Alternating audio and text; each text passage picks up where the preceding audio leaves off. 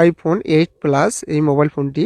তো আমরা দেখব কোথায় থেকে প্রবলেম। এই যে দেখুন পাওয়ার বাটন চেপে ধরে আছে, তারপরেও চালু হচ্ছে না বা চার্জ উঠতেছে না। তো এটার প্রবলেম কোথায় থেকে সেটা আমরা দেখব। সর্বপ্রথমে পিছনের দিকে যে দুটো স্ক্রু থাকে এই দুটাকে আমরা খুলে নেব।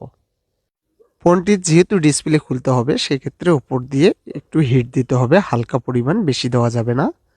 তো আমরা একটু চারিদিকে হিট দিয়ে নিলাম, তারপরে এভাবে ধরতে হবে, ধরে হালকাভাবে একটু চাপ দিতে হবে। এই যে দেখুন ডিসপ্লেটা খুলে গেল। খুলে গেল যেহেতু ডিসপ্লেটা ঠিক আস্তে করে উপর দিকে তুলতে হবে। এই যে দেখুন আমি তুলে নিলাম, নেওয়ার পরে এখান থেকে স্ক্রুগুলো খুলে নিতে হবে। আমি স্ক্রুগুলো খুলে নিচ্ছি, তারপরে চার্জারটা লাগিয়ে নিলাম। এখানে দেখবো চার্জারের লাইন পাই কিনা। এই যে দেখুন চার্জার লাইন পাচ্ছে, চার্জিং পোর্টটা ভালো আছে। তো এখন আমরা ব্যাটারিটা চেক করব। এই যে দেখুন ব্যাটারি কানেক্টরটা আমি খুলে নিলাম। তো এখন আমি পাওয়ার সাপ্লাই লাগাবো। এই যে দেখুন পাওয়ার সাপ্লাইয়ের যে কেবলটা আছে এটা আমি লাগিয়ে নিলাম, বুট কেবল।